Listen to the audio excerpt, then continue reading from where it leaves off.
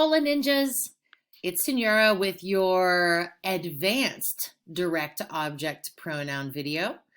The H in 2H stands for honored because you are the honored ones who get the advanced video.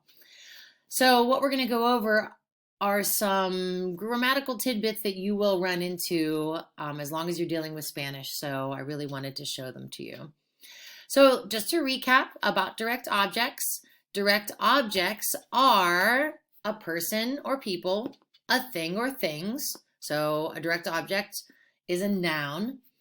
And the direct object answers these two questions. Remember, you take your verb and you ask what? And you take your verb and you ask who.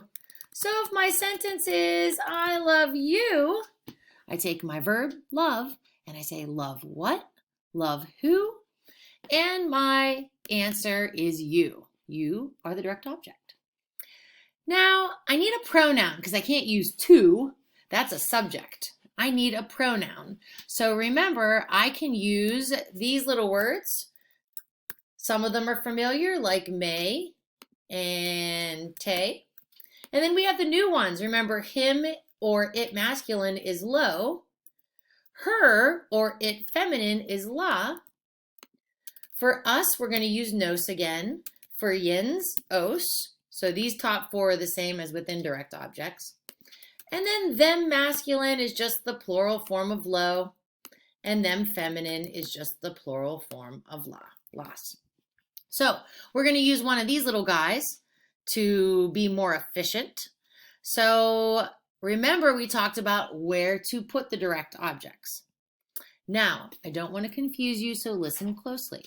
In English, the direct object or the direct object pronoun always happen after the verb. So it's also a hint where to look. But in Spanish, they always go before the verb. Now, because you're honor students, I can give you a little, extra information. So actually, there are two ways to place your direct object pronoun. So let's go over the first way that was in the first video. I told you that if there's a verb, that you put your direct object pronoun right in front. So Pablo buys a book. Pablo buys it in the bookstore.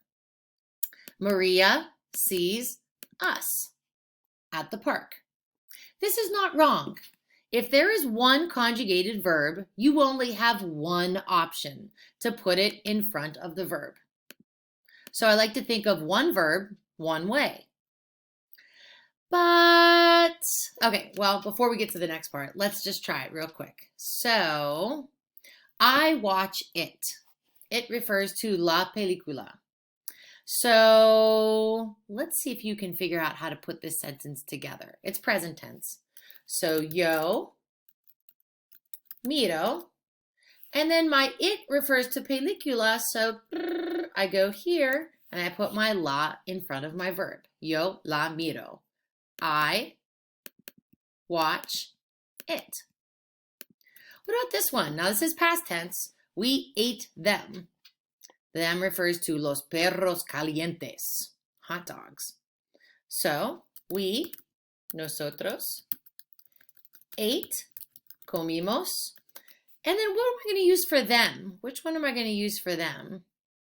Right, I'm going to choose los because it's masculine and plural. And I put it in front. We ate them. They study it. So I'm present tense. They study. And then it refers to Spanish. So which it am I going to use? Lo or la? It's Espanol. Right, I'm going to choose lo. So I put it in front of my verb. There I go. Great, easy. One verb, one way. But what I didn't tell everyone in the other video, because this is an advanced method, is that if there are two verbs, there's actually two ways. So, easy to remember. One verb, one way. Two verbs, two ways. It's kind of like a choo-choo train. So if you have two verbs, which is a conjugated verb and an infinitive, or a verb phrase, or the present progressive, so see how there's a conjugated verb and an infinitive. There's your conjugated verb phrase, conjugated verb and verb phrase, going to buy, or the present progressive, I am buying. You can either put your pronoun in front of the first verb, or you can attach it onto the infinitive or the participle. So two verbs, two ways. So let's take a look. Pablo needs to buy it at the bookstore. There's one verb, conjugated. There's my infinitive, my second verb. So I can either put it in front of everything, never in the middle, in front of everything, or attach it to the last verb. So both of those are correct. So here I want to say, I am going to buy them. So that's my sentence. I am going to buy them. So we know that that is ir, a plus infinitive. So I conjugated my verb. There's my infinitive. So I can put my them in front of the whole thing, right in front of voy, or I can tack it onto the end and make a little caboose, choo-choo, like a little train. Either way. And that also works for the present progressive. Remember, the present progressive had two parts. Is reading. So you had your estar and your present participle. So you can, if this is Catalina is reading it, I can either put my it in front of is reading, or I can attach it onto the end of the participle, right onto the end. It's all one word. Está leyéndolo. So let's try some together before you try some on your own. I have some sentences here that have two verbs, a conjugated verb and an infinitive, or they're a verb phrase. So you can see how I'm going to set it up. And then it'll be your turn. So I need to watch it. Okay, we have to establish what it is. Let's just make it película. That's easy. If I can spell película. Okay, good. So let's put our sentence together. I need to watch. Now I have it. So remember, I have two options. I can either put it, since I have a conjugated verb and an infinitive, I can either put my it in front of the first verb, right in front. Yo la necesito mirar. And I picked la because it wants me to put an accent on that. Película is singular and feminine. So I can either use la in front of necesito, or I can attach it onto the infinitive mirar. Two verbs, two options. I can't do both though. It's either one or the other. So I'm going to go with that one this time. Yo la necesito mirar. I need to watch it. I am going to watch it.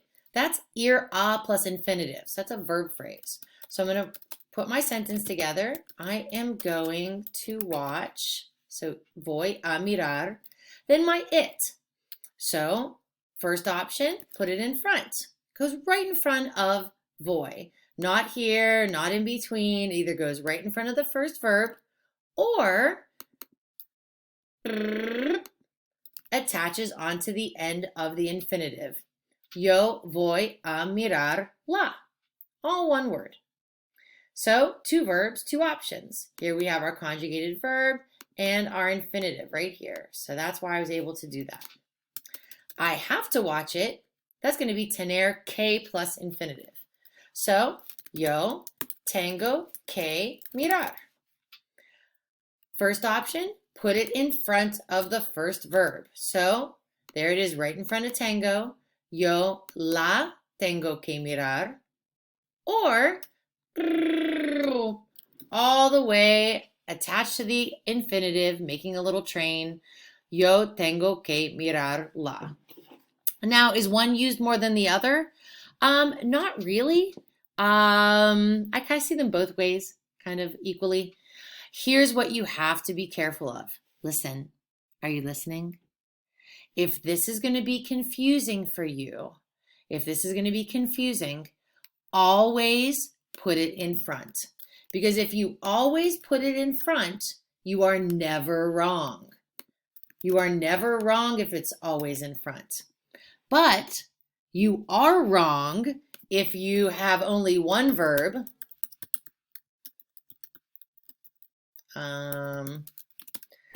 And you put it behind. You cannot say this ever. No. If it's one verb, one way, in front, always. Two verbs, you have two options. So again, if you feel like this is going to be too confusing, just keep it in front all the time and you will always be right. But you have to see this because next year when you move on, it can go either spot. All right, so you try. Here I have a sentence in front to kind of establish what the it is. And then here in the bolded is the one sentence I want you to write. So there are 6 of them. And remember, feel like doing something. Tener ganas de plus infinitive. So why don't you give these a shot? These are all present tense, so don't worry about the tense. Only write the bolded sentence. And you can put your pronoun where you would like. I will be showing you both ways in the answer. So put me on pause. Get to work. I know you can do it. Just go slow.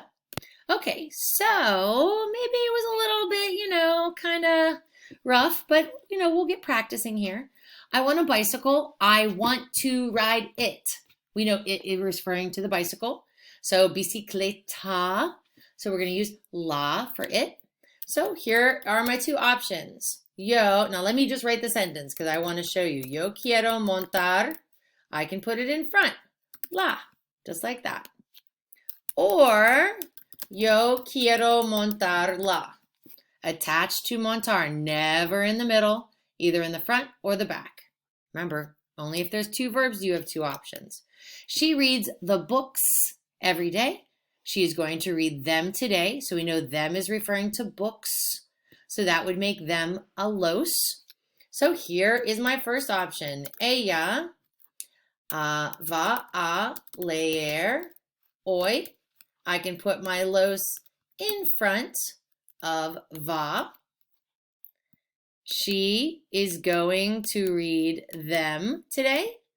Or I can make my caboose. Va a leer los hoy.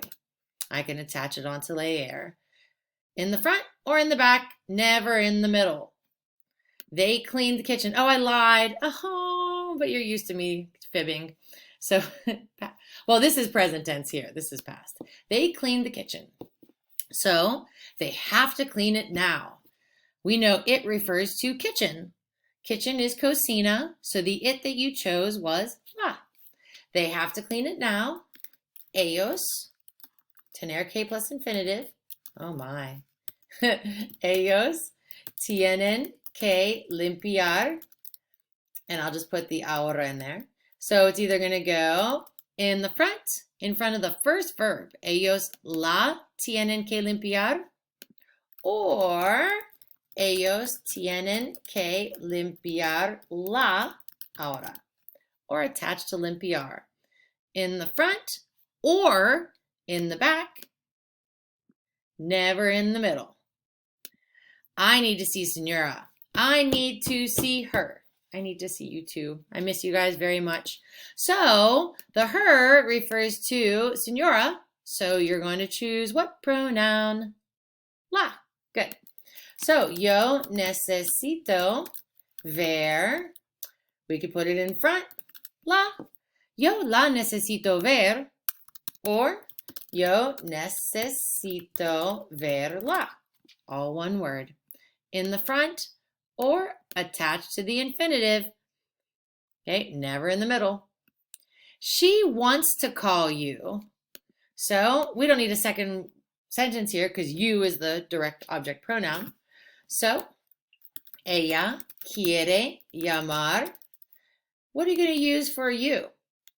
Yeah, te. Good. It's either going to go in front of quiere, or you can attach it onto the end. There it is. Ella quiere llamarte. Never in the middle. What if it was she doesn't want to call you? Where would you put the no? Right, it bumps all the way out.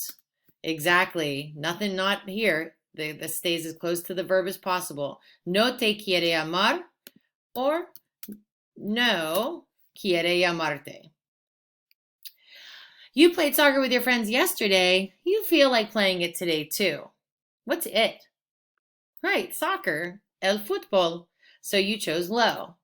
So to feel like doing something, tú tienes ganas de jugar. We want to say it. So I'm just going to put my hoy también in here. So I don't have my Spanish keyboard on. Okay, so my it can go all the way in front of tienes. So, or it can go to tienes ganas de jugar lo hoy también. I lied, I have it on. También. So there it is, attached to the end of jugar. Do not put it in the middle. No, no, no. It's either all the way in the front or all the way at the back. But again, remember, if you think this is confusing, always put it in front of the verb and you will always be right. If it's too much, back, front, you can't handle it, I totally get it. It's a lot of thinking. Just keep it in front of the verb and you'll always be right. But at least you know this is floating around out there and you could read it if you needed to. So, you are my ninjas. I am so proud of the great work that you're doing. I miss you terribly, and it's totally okay that you don't miss me. But I just want to let you know that I miss you. So, any questions? Let me know. I can solve many of them. Have a great day. Ten un buen día. Ciao, ciao.